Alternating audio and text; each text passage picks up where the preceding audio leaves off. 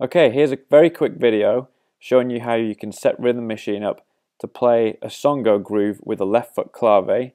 It's going to play two bars. The first bar is just the songo groove. The second bar is the left foot clave with a random generated fill over the top, and this fill is going to use the kick drum and three toms, and it's going to play anything from possible 16th note permutations. So this is what it sounds like. And then it will repeat that fill. So you could try and play along, and now it's going to create a new fill.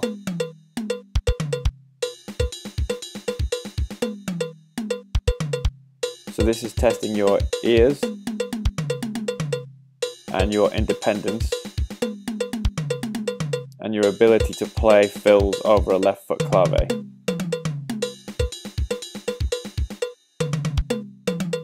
And of course, the sequence could be anything you want. Here's the songo pattern, but you could program in anything you want here. So if you keep watching the video, I'm going to show you the setup to create this little exercise. If you want to get yourself a copy of Rhythm Machine, you'll find it at joecrabtree.com/software. Okay, here's how you set Rhythm Machine up to play a songo groove with a left foot clave on a cowbell.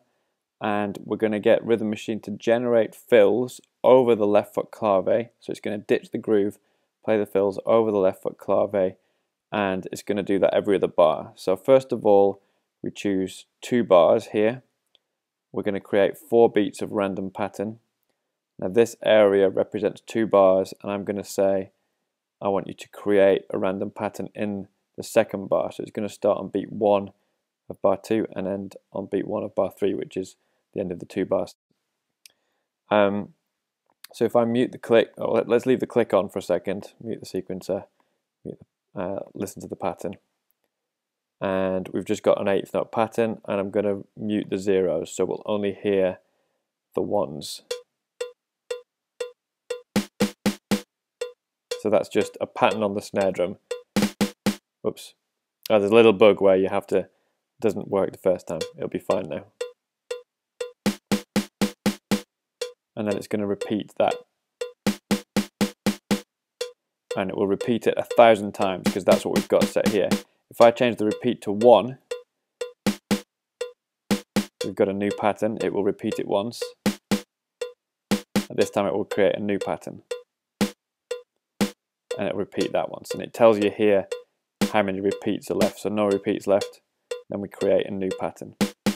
So you could have a pattern and have it repeat 3 times or 7 times, and the idea is that you could play along and try and copy what Rhythm Machine generated. So let me show you how to use the sequencer. If you double click, I'm going to mute the click here, and then I'm going to double click this purple button that says P Seek, and there are some presets in here, and this top one is actually a songo pattern. So I'm going to close this, I'm going to mute the random pattern, and then we can just hear the sequencer. I'm going to bring the level of the kick down a little bit. That's the clave, sorry. There's the kick. And I'm actually going to get rid of that first kick. So there's the groove that we are going to be working with. And over here you can choose which of these lines persist when the random pattern is generated. So I'm going to have it so that only the cowbell persists when Rhythm Machine is generating the pattern. So let's switch those off.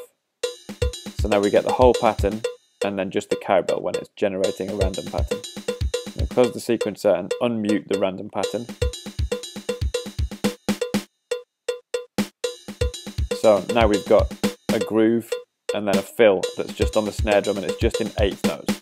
So this is how you then make it more interesting. Let's say add the toms to the potential mix.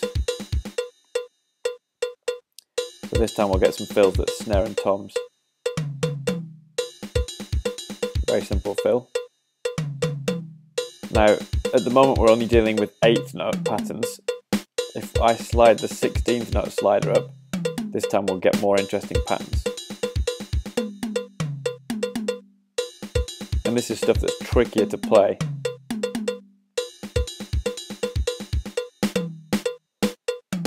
Now I could take the snare drum out completely and bring in some of the ghost notes, which are the zeros. So this is going to be a 16th note linear fill.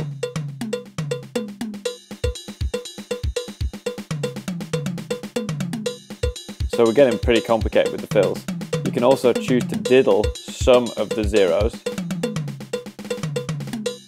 So this is getting pretty crazy.